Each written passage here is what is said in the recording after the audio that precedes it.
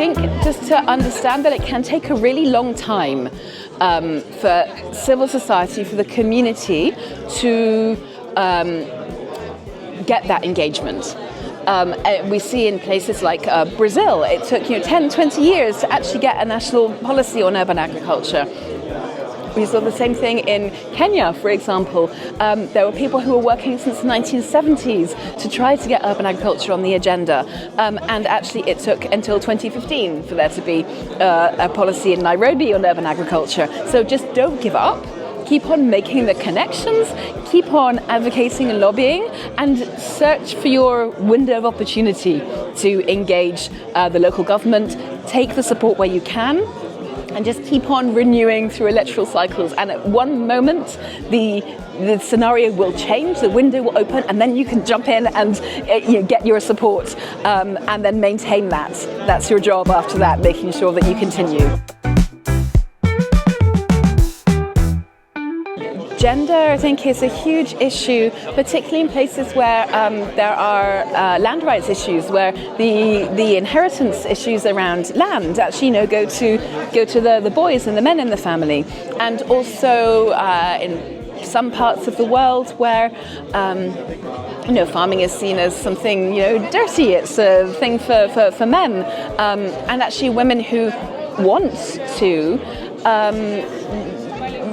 They feel like it's intimidated perhaps unless they join together, and there are several people who agree that they want to embark on urban agriculture together. So I think it's about opening these opportunities for women and girls, and from very early age getting them interested and involved, and actually it's okay if you want to do that. Starting from childhood, making it a generational thing. When it comes to inclusivity, something that really struck me from the conversations today was when Laura was talking about in Brussels about how there are some people working in vulnerable communities, marginalized people, the trans community, who have different needs around urban agriculture, and often the advocacy messages are catering to those who are already included. One thing that struck me particularly was about the tools. The tools and the equipment is not adapted to the way that they work. So actually there's perhaps a need to be going out to the manufacturers of these tools and saying, do you know what? Not everybody who's using these tools is, a cis white male. Many different people who would like adapted tools, and bring them into the conversations. Tell them actually you've got a whole market here, and then work with them and show them how these people need the equipment adapted. So I think by putting these people at the centre of the discussions, then we can start to adapt what is available for them. I really, really do. I really do, because I think you have your constellation of stakeholders, ecosystem stakeholders at the local level, and that's wonderful. That's fantastic. It's building your urban agriculture plan together. But to be innovative, I think we always need to be looking, what are they doing looking over the garden fence? What are they doing over there?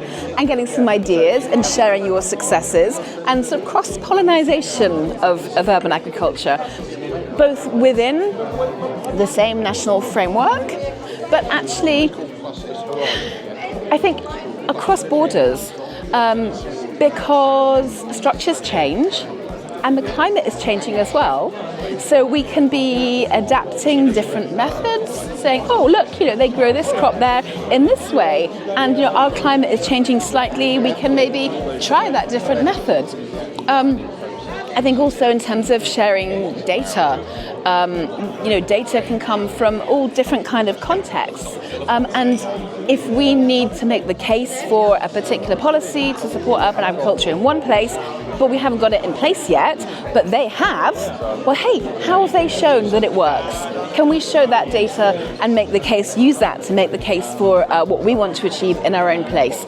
So I really do feel that there is a need for even more international networking around urban agriculture so that we can be constantly sharing, supporting, building, discussing, and actually maybe putting in place these different levels of supportive governance all around the world.